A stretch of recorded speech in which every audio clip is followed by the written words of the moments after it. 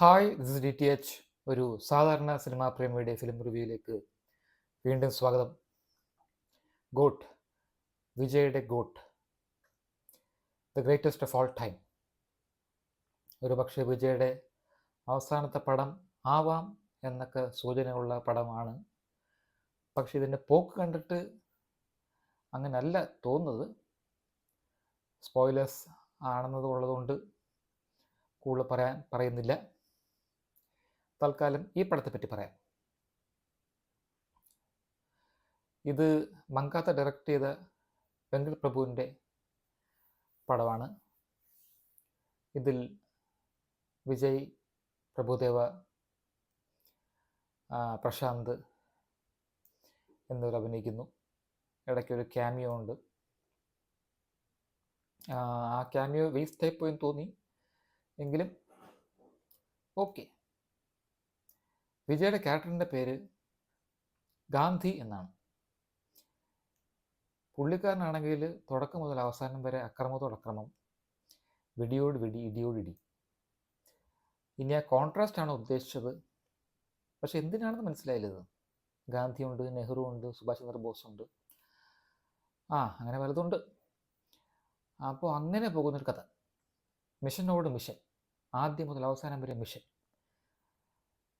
എന്താണ് മിഷൻ എന്ന് വ്യക്തമാവുന്നില്ല. ഇടയ്ക്കിടയ്ക്ക് ആൾക്കാരെ കൊല്ലാൻ പോകുന്നതാണ് തോന്നുന്നു മിഷൻ. അങ്ങനെ എന്താണ് മിഷൻ ഉള്ള സംഭവമല്ല. മിഷൻ ഓൺ എന്ന രീതിയിലാണ് കെനിയ, തായ്ലൻഡ്, പിന്നെ റഷ്യ, അങ്ങനെ പോകുന്നു. മിഷനോട് മിഷൻ.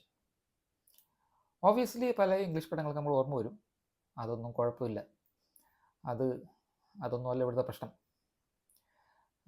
വിജയ് നിറഞ്ഞ് ആറാടുകയാണ്. ആദ്യം മുതൽ അവസാനം വരെ വിജയ് വിജയ് വിജയ് വിജയ് വിജയ് വിജയ് വിജയ് വിജയ് വിജയ്. അതിന് സ്പോയിലേഴ്സ് ആയതുകൊണ്ട് കൂടുതൽ ഞാൻ പറയാനും പറ്റുന്നില്ല.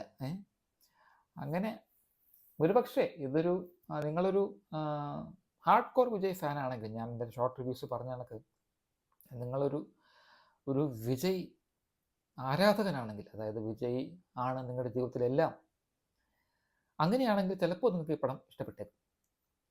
അല്ലാത്തവർക്ക് ഈ പടം ഇഷ്ടപ്പെടാൻ വഴിയേയില്ല.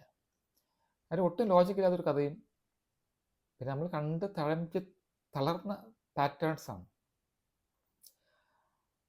ഡാൻസ് കഴിഞ്ഞാൽ ഫൈറ്റ് കഴിഞ്ഞാൽ ഡാൻസ് കഴിഞ്ഞാൽ ഫൈറ്റ് കഴിഞ്ഞാൽ ഡാൻസ്, അങ്ങനെ പോകുന്നൊരു സിനിമ. അതായത് വിജയുടെ ഡേറ്റ് കിട്ടിക്കഴിഞ്ഞു.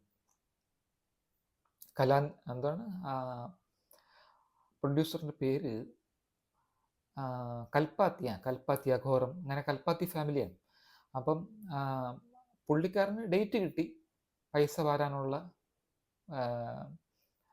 ഒരു സംഭവം കിട്ടി.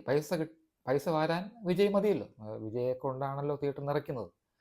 അല്ലാതെ ഇത് ഡയറക്ടർ ആരാന്ന് നോക്കിയിട്ടോ കൂടെ അഭിനയിക്കുന്ന ആരാന്ന് നോക്കിയിട്ടോ അല്ലല്ലോ 99% ആരാധകർ ഇടിച്ചു കയറുന്നത്.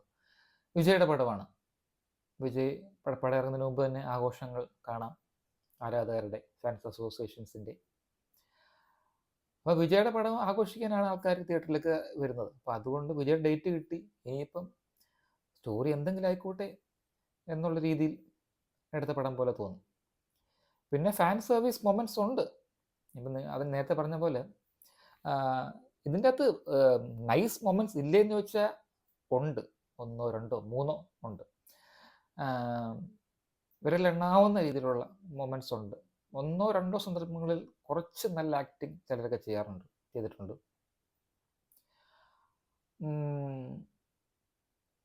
സ്നേഹയാണ് വിജയുടെ ഭാര്യയായിട്ട് അഭിനയിക്കുന്നത്. മോൻ്റെയും മോളുടെയും കാര്യം പറയുകയാണെങ്കിൽ, അതാണ് ഞാൻ ആലോചിക്കുന്നത്. ഈ ട്രെയിലറിൻ്റെ അകത്ത് ഇത് എന്തിന് കാണിച്ചു എന്ന് എനിക്ക് മനസ്സിലായില്ല. ഇത് കഥ ഇങ്ങനെയാണ് പോകുന്നതെങ്കിൽ ട്രെയിലറിൽ ആദ്യമേ ഇതെങ്ങനെ എന്തിന് കാണിച്ചു എന്നെനിക്ക് മനസ്സിലായില്ല. ഓക്കെ, പടം കണ്ടാൽ കുറച്ചുകൂടെ നിങ്ങൾക്ക് മനസ്സിലാവും കാര്യം ഞാൻ എന്താ പറയാൻ ഉദ്ദേശിക്കുന്നതെന്ന്. എന്നാലും ആദ്യം വളരെ സിമ്പിൾ പടമായിട്ട് പോകുന്ന ഒരു കഥയാണ്. വളരെ സിമ്പിളായിട്ട് കഥ പോകുന്നു. ഇൻ്റർവൽ തൊട്ട് മുമ്പാണ് ട്വിസ്റ്റ്. പിന്നെ ട്വിസ്റ്റാണ്. ട്വിസ്റ്റിൻ്റെ ഒരു ബഹളം. ഇതൊന്നും നമുക്ക് അൺപ്രഡിക്റ്റബിൾ ട്വിസ്റ്റ് ഒന്നും അല്ല. വീണ്ടും നിരവധി ചലച്ചിത്രങ്ങളിൽ കണ്ട് മടുത്ത ട്വിസ്റ്റ് ടേൺസാണ്.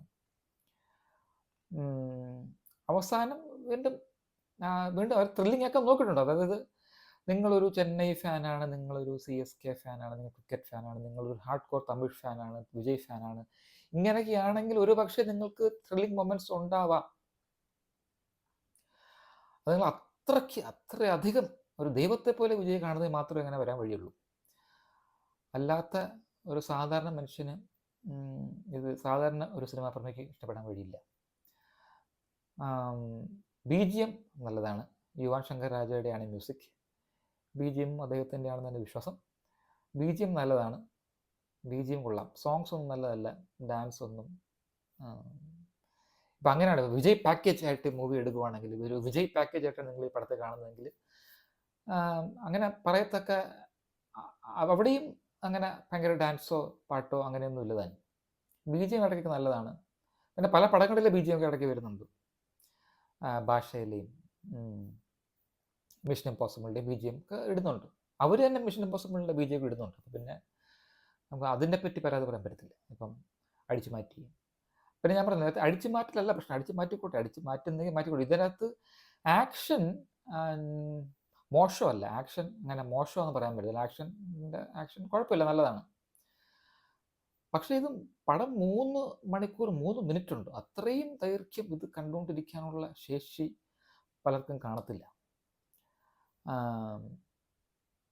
കാര്യം ഞാൻ തന്നെ ഇടയ്ക്ക് സിനിമ കണ്ട സമയത്ത് വേറെ എന്തൊക്കെയോ ആലോചനയിലായിപ്പോയി, വേറെ എന്തൊക്കെയോ ആലോചിക്കുന്നു. പിന്നീടാണ് കുറച്ച് സമയത്ത് പെട്ടെന്ന് ഞാൻ ഞെട്ടി എഴുന്നേക്കുന്നത്, അത് ഉറങ്ങിപ്പോയെന്നല്ല, വേറെ എന്തൊക്കെയോ ആലോചിച്ചിരുന്നു പോയി പലപ്പോഴും. കാരണം പിന്നീട് ഞാൻ സിനിമ കാണുമല്ലോ, പിന്നെ ഫോക്കസ് ചെയ്തു സിനിമ കാണുന്നു അങ്ങനെ. കാരണം അത്രയ്ക്ക് നീളമുണ്ട് ഈ പടത്തിന്. ഞാൻ വളരെയധികം ശ്രദ്ധിച്ച് സിനിമ കാണുന്ന ഒരാളാണ്. എങ്കിൽ പോലും പലപ്പോഴും 3-4 വട്ടം ഞാനിങ്ങനെ വേറെ എന്തൊക്കെയോ ചിന്തിച്ച് ആലോചിച്ച് പോയി. അപ്പം അത്രയ്ക്ക് ഫോക്കസ് നിലനിർത്താൻ പാടാണ്. കാരണം നമുക്ക് അറിയാം എന്തോ വരാൻ പോകുന്നത്, എന്തോ കാണിക്കാൻ പോകുന്നത്, എന്തോ ആയിരിക്കും അവസാനം എന്നൊക്കെ ഏകദേശം നമുക്ക് ഊഹം വരും. മിക്ക ട്വിസ്റ്റും നമുക്ക് ആദ്യമേ പ്രെഡിക്റ്റ് ചെയ്യാനൊക്കെ പറ്റും. അങ്ങനത്തെ ഒരു പടമാണ്. പിന്നെ ചില മൊമെന്റ്സ് നല്ലതായതുകൊണ്ടും ചില ആക്ഷൻ സീക്വൻസസ് ഒക്കെ നല്ലതായതുകൊണ്ടും I'm going with 2 out of 5 for the greatest of all time. ബാക്കി എല്ലാ ആസ്പെക്ട്സിലും ഇത് one of the greatest disasters of all time ആണെന്ന് പറയേണ്ടി വരും. Thanks for watching. ബൈ.